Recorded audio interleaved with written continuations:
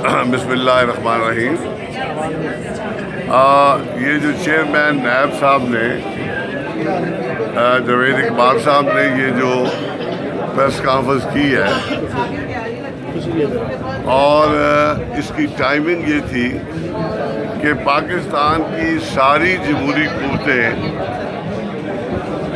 عمران خان کا جو فاشسٹ حکومت ہے اس کے اور IMF کے خلاف اور جنرل طور پر جو مہنگائی اس قدر زیادہ کی جا رہی ہے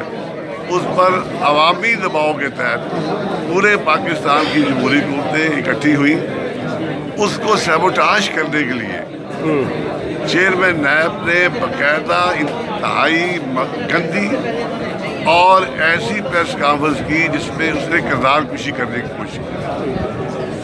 اور جنرل طور پر چیئرمین نیب انڈر اوتھ ہے۔ یہ اوتھ کی وائلیشن اور اوتھ کی وائلیشن سے مراد یہ ہے کہ انہوں نے ایک طے شدہ طریقے سے ایک سیاسی پریس کانفرنس کی ہے تو پارلیمنٹ کو باقاعدہ طور پر ان کے خلاف ایکشن لینا چاہیے۔ He has committed a crime.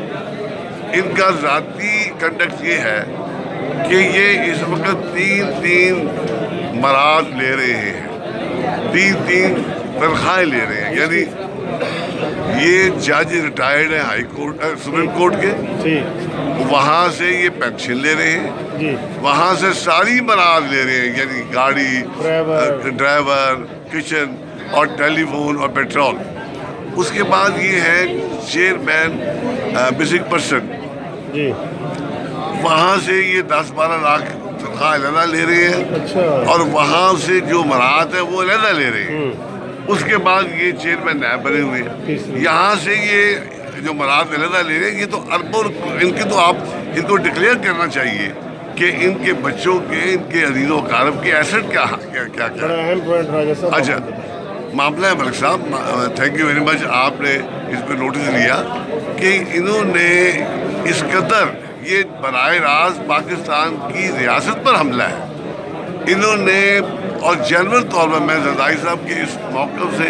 Agri کرتا ہوں کہ انہوں نے سیاسی اسٹیٹمنٹ دی